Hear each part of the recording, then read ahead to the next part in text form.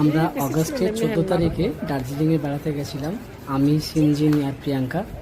তো দেখতেই পাচ্ছেন এটা Batasia loop, Darjeeling local sight সিইংয়ের মধ্যে একটা। তারপর এটা করে বেরিয়ে গেলাম লামাহাট্টার উদ্দেশ্যে। লামাহাট্টা দার্জিলিং থেকে আপনার 22 কিলোমিটার মতো। সেখানে যাওয়ার পথে একটা জায়গায় দাঁড়ালাম, অসম্ভব সুন্দর দৃশ্য, সামনে যে পাহাড়টা দেখা যাচ্ছে ওটা দার্জিলিং।